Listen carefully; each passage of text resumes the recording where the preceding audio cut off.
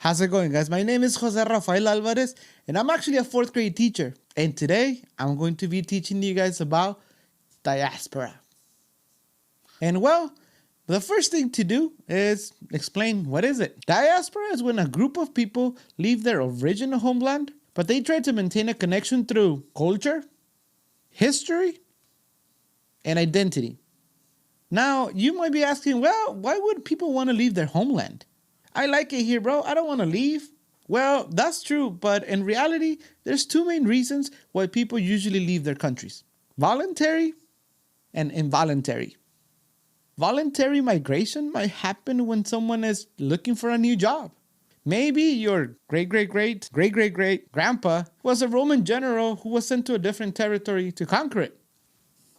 I will fight for you, Julius Caesar, for the greatness of Rome! Or maybe you or your mom or your dad wanted to just come to a country to get a better education. I finally did it, Mom! I graduated! Now, the second reason people might leave their country is involuntary migration.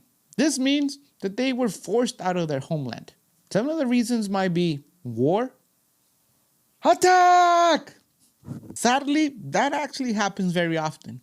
One more form of involuntary migration happened a long time ago with the slave trade. Both slavery and war are pretty sad, and people really don't have a choice. They have to leave.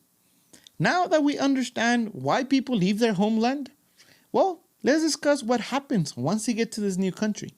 When all these people settle in a new country and they start forming their communities, they form a diaspora. The impact of the new diaspora or community is usually very positive for the host country. As I mentioned before, diaspora usually try to stay connected to the homeland through culture, history, and identity.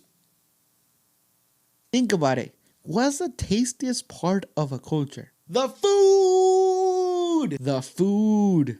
The food. I live in the United States, and here you could find all kinds of foods from every single part of the whole world. And the beautiful thing is you start getting a mix of cultures and creating brand new items, such as asada fries. But these new diasporas also share other parts of their culture, such as music. Music. Music.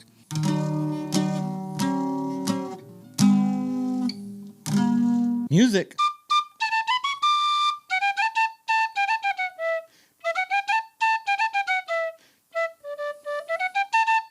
But diasporas also bring other aspects of their culture, like language. Buenos días, muchachos. Soy el maestro Rafael.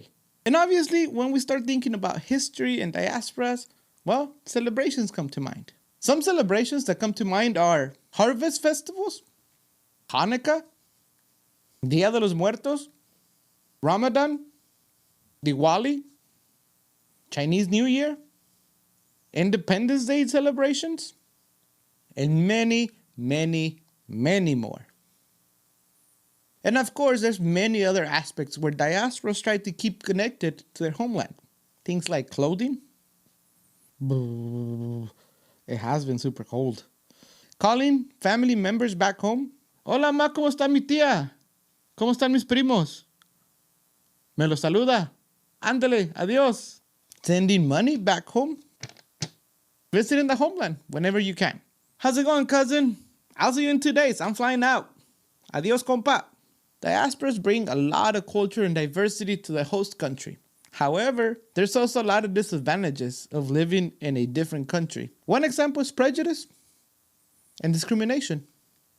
Sometimes people are just scared to talk to people who look different, speak different, I believe in a different God than yours, and they end up making false stereotypes about people. I've found that the best way to stop prejudice and discrimination is just to talk to people. You'll be surprised. People are really proud and are usually interested in sharing their culture. One more disadvantage of living in a diaspora or a community that is not your homeland is that their culture sometimes cannot be valued or appreciated, which ultimately makes people feel excluded.